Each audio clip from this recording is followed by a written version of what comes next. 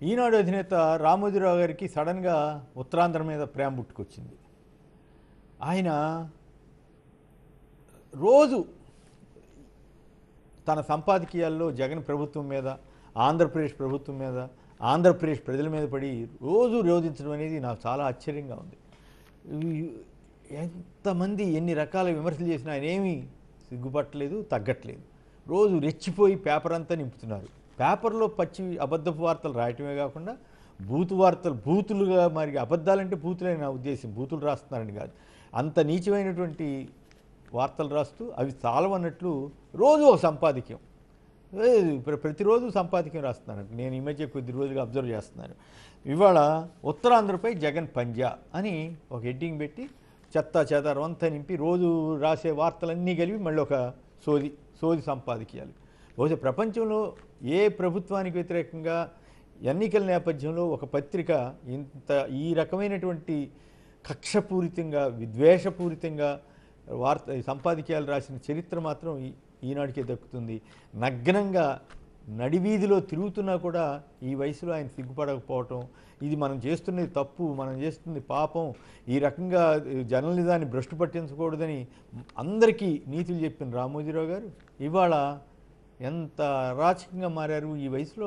మరి ఆయనకి తెలిసి జరుగుతుందా, తెలియ జరుగుతుందా, మరి ఆయనకి నిజంగా చూస్తున్నారా, చూడలేదా, లేదు ఆయనలోనే కసి, కక్ష, ద్వేషం ఇవన్నీ జగన్ ప్రభుత్వం మీద తీర్చుకోవడానికి కంకణం కట్టుకున్నాడో తెలియదు. కానీ చూడండి, ఉత్తరాంధ్ర మీద ఇప్పుడు ఎందుకు సడన్గా ప్రేమ వచ్చిందని, నిజంగా ఆయన ప్రేమ ఉంటే విశాఖపట్నాన్ని కార్యనిర్వాహక రాజధానిగా అనౌన్స్ చేసినప్పుడు ఈయన స్వాగతించవచ్చు కదా.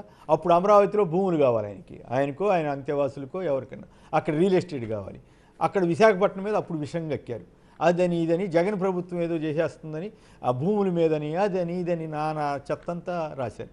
ఇప్పటికీ కూడా ఇప్పుడు ఎందుకు రాస్తున్నారంటే, జగన్ గారికి మొన్న విశాఖపట్నంలో అద్భుతమైన రీతిలో రోడ్ షో జరిగింది. బ్రహ్మాండంగా జనం తరలి వచ్చారు. ఆ స్పందన కనపడతా ఉంది. ఎక్కడ అనకాపల్లిలో మీటింగ్ పెట్టినా, రోడ్డు అమ్మట షోలు పెట్టినా, రేపు ఇంకో 2 రోజులు ఈ కార్యక్రమాలు జరగబోతున్నాయి. ఇవన్నీ చెడగొట్టాలని ఆయన అనుకుంటున్నాడు, భ్రమపడుతున్నాడు తప్పితే ప్రజలు ఆల్రెడీ నిర్ణయం తీసుకున్నారు. అది ఎలక్షన్ తర్వాత తెలుస్తుంది. ఇప్పుడు ఈయన రాసినంత మాత్రాన మారేది లేదు, పెట్టేది లేదు. అయినా ఆయన తాపత్రయం అనమాట. ఇంకా అంటే చంద్రబాబు వల్ల అవ్వట్లేదు, పవన్ కళ్యాణ్ వల్ల అవ్వట్లేదు, దగ్గుబాటి పురంధరేశ్వర వల్ల అవ్వట్లేదు, వాళ్ళ చేత కాదు, నేనే ఇప్పుడు జగన్ని ఓడించాలి, నేనే ప్రత్యర్థిని అన్నట్లుగా రామోజీరావు గారు వ్యవహరిస్తూ ఆయన ఏమి రాస్తారు చూడండి. ఎవడైనా అసలు ఇట్లా బుద్ధిమాలిన రాతలు రాస్తారండి. ఎన్నికల్లో నీతి మాలిన ఎన్నికలను ఎన్నుకుంటే ఎన్ని అనర్థాలు దాపురిస్తాయో 5 ఏళ్లుగా ఏపీ అనుభవాలు ఎలుగెత్తి చాడుతున్నాయంట. ఇంత దుర్మార్గమా? కేవలం రామోజీరావు గారు తన అంతేవాసి, తన దగ్గరికి వచ్చి చేతులు కట్టుకుని కూర్చునే ముఖ్యమంత్రి లేడని చెప్పి, ముఖ్యమంత్రి చంద్రబాబు ఓడిపోయాడని చెప్పి దుగ్ధతోటి తనే శాసించాలి ఆంధ్రప్రదేశ్ రాజకీయాన్ని కానీ తెలంగాణలో ఎట్లాగో సరెండర్ అయిపోయాడు. ఏ పార్టీ అధికారంలో ఉంటే వాళ్ళ పాక కొడుతున్నాడు, ఎందుకంటే ఆయన ఆస్తులు ఆ కథ వేరు. ఇక్కడికి వచ్చేసరికి మాత్రం జగన్ తనకి లొంగట్లేదు, తనకి లొంగడు, ఇండిపెండెంట్గా ఉంటాడు, వ్యక్తిత్వంతో ఉంటాడనే కోపంతో, పైగా తన మార్గదర్శిలోని అక్రమాలు, మోసాలు వీటన్నిటిని బయటపెట్టాడనేటువంటి కక్షతో పాటు ఈ కుర్రాడు నాకు సంబంధం లేకుండా ఇంత మ్యాసివ్ మ్యాండేట్ పొందుతాడా అనేటువంటి ఒక ఈర్ష్యతోటి ఈ 5 ఏళ్లుగా రాస్తూనే ఉన్నారు. ఎవరైనా సరే ఈ 5 ఏళ్లలో ఇంత నీచంగా రాసిన పత్రిక ఏదైనా ప్రపంచంలో, ఇక్కడే కాదు, ఆంధ్రప్రదేశ్లో కాదు, ప్రపంచంలో ఏదైనా ఒకటి చూడండి. ఇప్పుడు ఈయన ప్రభుత్వాన్ని తిడుతున్నాడు కానీ ఆయన ఆత్మవిమర్శ చేసుకోవాలి. ఇప్పుడు చెప్పించండి, ప్రైవేటైజేషన్కి ఈయన వ్యతిరేకమా, అనుకూలమా? ఒక వ్యాసం రాయమనండి, మోడీ గారిని దమ్ముంటే నిలదీయమనండి, రామోజీరావు గారిని. పోనీ రామోజీరావు గారు పేపర్లో రాయడానికి దమ్ము లేకపోతే చంద్రబాబుతో చెప్పించమనండి. ఇప్పుడు వాళ్ళు బీజేపీతో కలిశారు కదా, అబ్బే అది రాయరంట. అదేదో జగన్ గారికి సంబంధం, ఒక్కరికే సంబంధం ఉన్నట్టు, కేంద్ర ప్రభుత్వానికి సంబంధం లేనట్టు ఏటోళ్ళు వార్తలు రాశారు, ఏటోళ్ళు రాస్తారు. ఇట్లా అంటే ప్రజల్ని తప్పుదారి పట్టించాలి, మోసం చేయాలి. ఇక సహకార ఫ్యాక్టరీలు, అసలు సహకార ఫ్యాక్టరీలు మూతపడిందే చంద్రబాబు గారి టైంలో. ఆయన మీ గురి తెలియదా, 99 ప్రాంతంలో అసలు మొత్తం పబ్లిక్ సెక్టార్ని మూసేసింది ఎవరండి? అప్పుడు మనమే కదా బ్రహ్మాండం, అబ్బో పాలనా సంస్కరణలు తీసుకొస్తున్నారు, నిరర్ధక ఆస్తులన్నింటినీ తీసేస్తున్నారని ఘనంగా భయం చేసింది మీరే కదా. ఇప్పుడు జగన్ గారికి వచ్చేసరికేమో అది చేయలేదా? పైకి జగన్ గారి టైంలో ఎంతో కొంత అనకాపల్లి వాటిల్లో డబ్బులు ఇచ్చి కొంత ఏదో రైతుల్ని సేవ్ చేయడానికి ఆయన ప్రయత్నం చేస్తుంటే వాళ్ళ మీద బురద జల్లుతావా? పాలక హెరిటేజ్ వల్ల చిత్తూరు డైరీ మునిగిపోయింది వాస్తవం కాదా? చిత్తూరు అక్కడ గవర్నమెంట్ ఫ్యాక్టరీ మునిగిపోతే ఇప్పుడు ఈయన అమూల్కి తీసుకొచ్చి ఇస్తేనేమో అమూల్ వాళ్ళ మీద బురద చల్లారా లేదా? సో మీరు రాసేదంతా మీకే తెలుసు, మీరు పచ్చి అబద్ధాలు రాస్తున్నారని తెలుసు, పచ్చి విషం కక్కుతున్నారని తెలుసు. అయినప్పటికి కూడా ఈ రకంగా రాయటం ద్వారా మీరేమి సిగ్గుపడటం లేదు. అదే నాకు బాధ. నిజంగా మీరంటే నాకు గౌరవం కాస్త, ఎందుకంటే మీ దగ్గర పనిచేశాను కాబట్టి నాకు ఇది ఉంది, భక్తి ఉంది.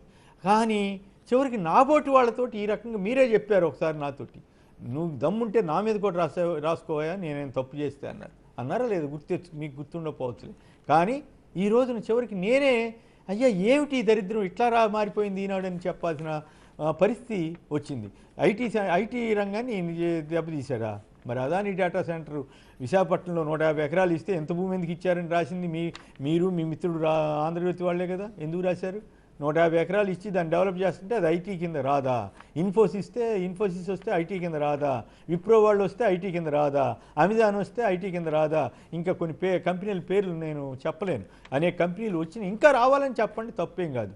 అంతేగాని పైగా ఐటీని ఇది తీర ప్రాంత ఐటీ కింద డెవలప్ చేద్దామని జగన్ గారు ప్లాన్ చేసి రోడ్లు అన్నిటిని డెవలప్ చేస్తుంటే ఆ రోడ్డు డెవలప్ చేయకపోతే చేయలేదని, చేస్తే విస్తరణలో ఇళ్ళు పోతని, అంత అన్యాయం జరిగిపోతుందని మళ్ళీ మీరే రాసేది.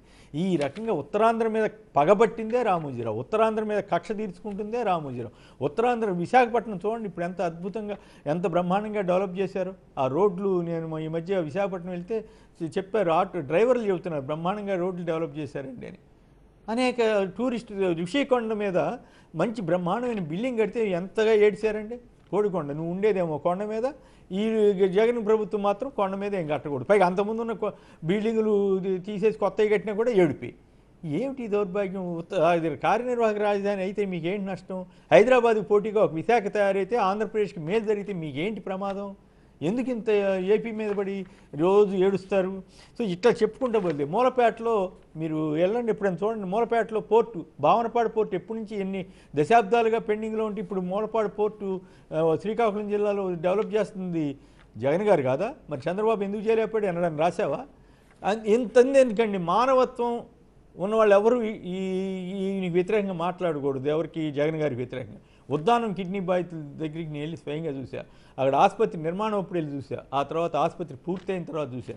ఎంత బ్రహ్మాండంగా కట్టారండి. అక్కడ రీసెర్చ్ సెంటర్ పెట్టారు, అనేక ఎక్విప్మెంట్ తెచ్చారు, మొత్తం ఆ ప్రాంతానందరికీ మేలు చేసే విధంగా చేశారు. అది చాలక హేరా మండలం అనేటువంటి 150 కిలోమీటర్ల దూరం నుంచి నీటి స్కీముని తీసుకొచ్చి 800 గ్రామాలకు ఇస్తుంటే అది అభివృద్ధి కాదా?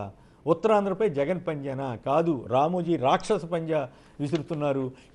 ఆయన రాక్షస పంజాలో ఉత్తరాంధ్ర ప్రజల్ని మోసం చేయాలని చూస్తున్నారనడానికి నేను చెప్పిన ఇవన్నీ కూడా ఉదాహరణలు. భోగాపురం ఎయిర్పోర్ట్కి అనుమతులు ఏమి లేకుండా ఆయన కథ నడిపితే ఈయన వచ్చిన తర్వాత కదా స్థల సేకరణ పూర్తి చేసి రకరకాల అనుమతులను తెచ్చి వేగంగా ఇప్పుడు పనులు జరగట్లేదా? ఈ మాత్రం కూడా కనపట్లేదా? 6 వే లైన్గా చేయట్లేదా శ్రీకాకుళం వరకు? 1,00,000 కోట్ల పెట్టుబడులతోటి అక్కడ సదస్సు జరిపారా లేదా? 13 లక్షల కోట్లు వస్తాయని చెప్పారు. ఆ ప్రాంతంలోనే వేల కోట్లు వస్తున్నాయి. పైగా పంప్డ్ ఎనర్జీ స్టోరేజ్, ఇది హైడల్ ప్రాజెక్ట్స్, అట్లాగే కొత్త విండ్ ప్రాజెక్ట్స్, ఇలా పునరుత్పాదక విద్యుత్ ప్రాజెక్టులన్నింటినీ తెప్పిస్తూ ఉంటే వాటన్నిటికీ వ్యతిరేకంగా రాస్తూ ఇప్పుడేదో మీకు ఉత్తరాంధ్ర మీద ప్రేమ ఉన్నట్టు సంపాదకీయాలు రాసి మిమ్మల్ని మీరు మోసం చేసుకుని ప్రజల్ని మోసం చేయాలనుకుంటున్నారు. రామోజీరావు గారు, మీరు ఆత్మవంచన చేసుకుంటున్నారు. నిజంగా మీ మీద ఉన్న మాకున్న గౌరవాన్ని మీరే తగ్గించేసుకుని మీరే అప్రతిష్ట పాలవుతున్నారు. మీరు అప్రతిష్ట పాలవుతున్నారన్న విషయం మాత్రం నాకు చాలా బాధ కలిగిస్తుంది. అయినా మీరు దానికంటే అంతకంటే మీకు వ్యాపార ప్రయోజనాలు ఇంకే ప్రయోజనాలు ముఖ్యం కాబట్టి మీరు ఇలాంటి అడ్డగోలు సంపాదకీయాలు రాసి భ్రష్టు పడుతున్నారని మాత్రం చెప్పక తప్పదు.